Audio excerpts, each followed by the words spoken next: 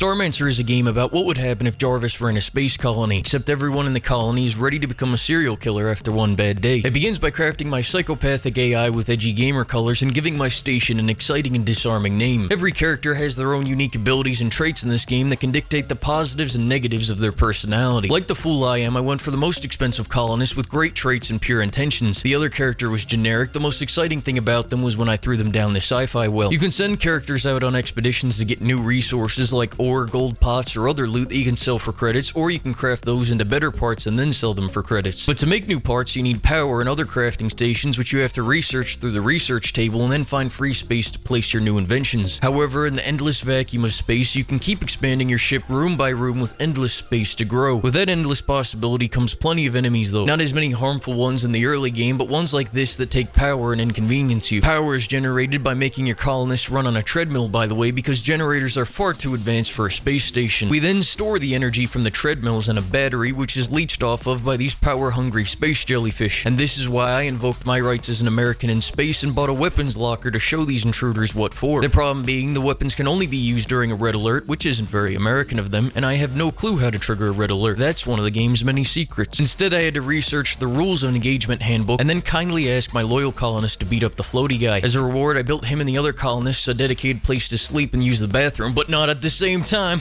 Seriously though, this room was nice. I put cat rugs across the whole room because who doesn't like a funny cat? I'll tell you who. Pete doesn't. And that little stunt just pushed him over the edge because he proceeded to bludgeon Damon with his hands moments after that room was made. Before that, Pete Wilkins used to be a normal man with afraid of the dark syndrome, schizophrenia, and a bad sleep schedule. Anyways, you can make new people on the spot, and when a colonist dies, you put them in a Futurama fishbowl, which gets deposited into this hole by a colonist, and the recipe for that human is put back into the stork machine. However, the morale of the person who harvests the soul of the fallen gets immediately dropped to unhappiness, and when they get unhappy, they crave the feel of a blade in their hands, which leads us back to Pete here, who just bludgeoned both of our colonists because he is still unhappy with the cat room, and now he just drops a human fishbowl in the cat room to taunt me. Upon further inspection of the head, it seems he is simply being a colonist right now. Moving on, I have an easy fix for this morale issue. By locking Pete in a room for about 3 days, he should starve and we will be in the clear. Not the fastest method, but I tried sending another colonist in there to build a vent, and he was immediately met with lethal force. His reason? He had free time. I expect nothing less from a tax auditor. After about 10 minutes on max speed, Pete is getting quite hungry now. With hunger comes hanger, so he decided to take his anger out on the waste machine in his room, which although minorly stress relieving, has started a fire. Now this game has no fire extinguishers, only vents to take oxygen out of the room, and if there's no oxygen, there is no fire. Therefore, the only way to put out the fire is to complete this partially built vent that leads into space, but that will also leave him with no oxygen. Perfect. Our plan worked and we can now go back to building our base. On the downside, I can't go into this room anymore, and after trying to break down the wall, I created a hole in the ship. This then led to people being angry about not having enough air, which led to Vonnie killing Ina over this accident as if she had anything to do with it. Moments later, every colonist engaged in a game of freeze tag and all of them stopped making any movements. The end result, of course, being my game crashing due to an overload of indecision. After loading my game back up, I decided this was a sign that I needed to punish the wrongdoers. So I built this unfinished room with a hole in the exterior wall, then pushed this colonist into it, not giving him any time to get on an oxygen helmet. He was low morale, and having a case of the blues on this ship is not allowed. This is also why I had to once again remove Pete and Hugo before they turned, because once they turn into the angry icon, they become homicidal maniacs. It was in this act that literally the entire universe was destroyed. I dropped Pete into space to save our people, and he went on to destroy literally every planet in the galaxy. We really dodged a bullet on that one. So I began a new game since my save was corrupted, and I couldn't turn the galaxy off and on again. Digby Part 2, I called it. But about 5 minutes into that playthrough, my superior ranking AI crashed my game, so I loaded up an old save of the original Adventure Park instead. However, the base was laid out a little different from what I remembered. For example, there used to be a floor over here, and these rooms used to be separate. So then I started another game, Digby Station 3, we called it, and then I realized the root of my issue stemmed in that I didn't progress fast enough. I have to outrun the most destructive enemy in the game, the bugs. I knew the strategy this time though. We needed more psychotic people, and we'll take this game tester as well to protect us from the bugs. We're close to the point we reached with Digby Park 1, but in a shocking turn of events, the faint-hearted colonist that was a waiter on Earth has just bludgeoned our hardcore pirate and likely poisoned the game tester. On the positive side, shortly after that, we did our very first hyperdrive, marking the furthest we've ever gone in Digby Park history. My strategy of placing down as many cat posters as I could afford is working perfectly. We even made it all the way to the first mission where we saved this woman. Unfortunately, one of my people died of suffocation during the mission, and the other got left in the Lax Galaxy because we went into hyperspace while they were on a different mining mission. But hey, look at that. The shuttle made it back home without the driver. And now we can even have 5 colonists. Things were simply going too well, which is exactly when the collapse began. After Vanny thought it was a good idea to walk outside the ship without a helmet on and then then died staring into the airlock unsure of how to open it. That was our first oopsie in 2 days. That was when Olivia walked outside and found Vanny, therefore dropping Olivia's morale down to an angry face out of 10. After seeing Vanny die due to her own incompetence, she was driven into a craze and decided the only fix was to bludgeon Kennedy. Not that Kennedy. I had to remove Olivia from the ship, but I can't control her to make her walk into our execution room, and I can't have Paige do it because I need her alive to clean up the mess since she isn't affected by seeing dead bodies due to the creeper perk. So I enlisted the help of Mary Henderson to bludgeon Olivia in her sleep, then had Paige remove the body to prevent the creation of yet another serial killer. Mary had no thoughts at all about it, and Paige was happy to do it. So other than the bloodstains and the reduced population, it's like it never happened. I went back to doing mining missions, collecting more big bucks, and I began trying to farm/turn human waste into nutrition blocks. In addition to my inability to figure out how farming works, I was met with a mass wave of violence. With the happy-faced morale on everyone, Vanny snapped and decided Olin wasn't worthy of being on our ship, then proceeded to go into the bathroom and eat, and we don't have any food on hand. After that little snack, still with a happy-faced morale, Vanny decided to then bludgeon Paige, which made her unhappy, so she went back to eating urinal cakes, only stopping to pop out of the bathroom once again to kill Olivia like this is some weird spin-off of Amogus. But this time, Olivia cast a reverse Uno on Vanny and killed her instead. This heroic act, which saved the other people on the ship, then turned Olivia into a serial killer because that is just how this works. And since all these bodies are right next to the spawn point, people are now born into low morale. Mary made a comment along the lines of, "What's the deal with all these bodies?" and was then killed by Paige, who now has an unquenchable thirst for blood. So I tried to spawn in another character, a mute this time, to ensure no comments are made. Feeling tuckered out after a big day, Paige decides it's time to go to bed just as Evie the mute is spawned in. Now I thought my plan was foolproof. Evie came in, returned 2 bodies, but then began standing over the remaining bodies with a hollow look in her eyes. Then she smiled menacingly. At that point, Kennedy came back to the ship, striding through with a happy face like a 90s sitcom dad that just came home from work. She didn't notice the pile of bodies to her right, so I could manually request that she removes Olivia from the ship with force. And then after doing so, she was allowed to slip in an evening nap. Returning to the spawn camping circle of life, Evie is taken to the life of killing after standing on Paige's work for 2 minutes, and now bludgeoning Olin as soon as they walked over. The only way to break the loop of constant death was to hire a psychopath that enjoyed bodies and wouldn't become a killer after seeing them. So I found just that in the form of a sailor, and instead of being unhappy immediately on spawn, they got happier. I then buffed their health to be 50% greater, had him take out Evie the Evil, and then had him clean up the remaining bodies. However, Kennedy woke up midway through him cleaning up all the bodies, and after saving her life, she decided after seeing 2 bodies, she was now sad-faced and killed her savior. I wasn't expecting this result, and I had already prepped another colonist who didn't have the proper stats to deal with this morally complex situation. Even when going frame by frame and clicking on him as soon as he appeared, I was not quick enough to catch him before his morale dropped to 0. After working together for all of about 2 seconds, they turned on each other and the fresh-faced Grayson was eliminated. That's when I summoned a necessary evil in Paige, who wasn't affected by the bodies, and polished off the little health that Kennedy had left, restoring order and balance to our ship. But out of fear, that was even too much for Paige. I threw her down the sci-fi well so I could rebuild her again with max morale. In 1 day's time, we had just doubled our oopsie count. Things were good for about 20 seconds. But after respawning everyone back in, Paige suffocated indoors with plenty of oxygen available to her, and because my colonist had pockets full of Cheetos, he could not grab the body before it could be seen by someone who didn't appreciate bodies. There wasn't any wild rampage or anything that happened this time, though. We just had a bunch of people suffocate indoors with maximum oxygen, and plenty froze as well. But the freezing I understand a bit more, because I only had like 1 or 2 radiators. Eventually, all these natural but unnatural deaths led to a morale drop, and once again, Vanny broke bad and bludgeoned Mary over a disagreement about which water is better in the water storage room. It got bad to the point where I couldn't do missions because the people I assigned would die almost immediately, which would cancel the mission. I think next time I would just do all sociopaths that are okay with seeing bodies. That would fix it. Over the next hour, it was much of the same. Lots of freezing, lots of bludgeons, and lots of lacking proper air, even though they have max oxygen. It didn't help morale that I couldn't figure out how to grow a potato either. It was quite the famine. That was the end of my story. To be clear, this is a fun game. Although my experience was riddled with bugs, crashes, and challenges, I can see that this is a great, very feature-rich game under all that. Also, if you're still interested in this game, I would recommend getting it on Steam. I have it on the Microsoft Store, and from what I read on the Steam discussions and Reddit, the Steam port is said to be a little better. If you enjoyed the video, consider checking out one of these, and as always, thanks for watching.